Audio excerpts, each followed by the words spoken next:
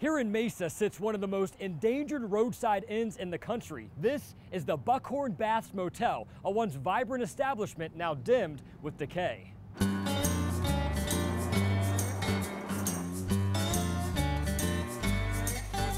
Opened in 1939, the Buckhorn Baths Motel turned the dry, desolate desert into a healing oasis, thanks to a unique discovery.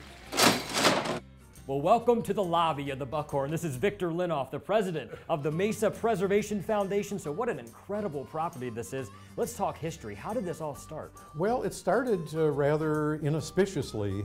Ted and Alice Sliger bought this property from the publisher of the Mesa Tribune, and he began to start building here, and he started drilling, and lo and behold, they found water. It was very hot, bad tasting water full of all sorts of minerals, which turned out to be very therapeutic in the form of mineral baths. Word quickly spread, and the famous guests started to arrive, including professional baseball players. Horace Stoneham, who owned the New York Giants, Ty Cobb up through Gaylord Perry, Willie Mays, you name it. Every baseball player has been here. There's a treasure chest of history here. So you could almost say that the Buckhorn Baths brought the Cactus League out here to Arizona. That's what we do say. That's what you do say, yeah. This historic time capsule is still clinging to the past, from the dust-filled guest books to cologne and letters still stuffed in the mailboxes to room keys still dangling on the wall. It's as if yesteryear is frozen in time.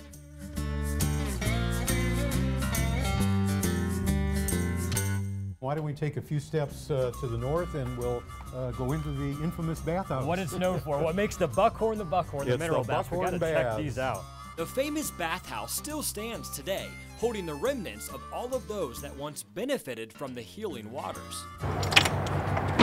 This was really the heart of the enterprise, and this building is very complex. There are tons of rooms. The baths are kind of concentrated in one place, but that was only part of what was offered here. Not only the baths, but massages and other therapies were given to people. The dimly lit maze of hallways give off an eerie silence, with the only sign of life being the web-building spiders. But with mineral water still flowing through the pipes, who's to say the Buckhorn Baths can't be resurrected?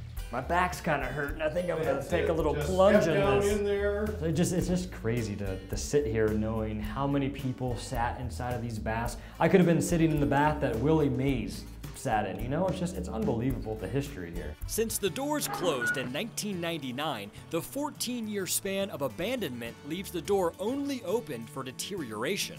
Is this building in danger of being torn down?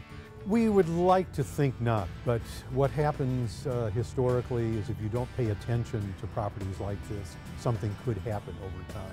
While walking the grounds of this 15-acre property, the signs of disrepair are obvious. From the sun-soaked, crumbling paint to the cracked, rotting wood, it's clear this battered structure needs help. The city is working very hard to purchase the property with the promise to the residents of Mesa and to everyone else. So if there's somebody out there that maybe just, they're seeing this for the first time, they love the story, they love the history, they love the Buckhorn Baths, how can people help this property? There might be an outside person that says, I want to help this place. We will need the public support and help once the city purchases the Buckhorn. The immediate step will be to engage the community and ask them what they would like to see. The possibilities for this property are endless, but the ultimate goal is to revive the vibrance of this dilapidated landmark with hopes that one day you can experience the healing baths for yourself. The wheels of time are slowly taking a toll on this roadside inn, but with your help, we could turn back the hands of time and return it to its original glory. If you're interested in helping, contact the Mesa Preservation Foundation. Brandon Hamilton, ABC 15 News.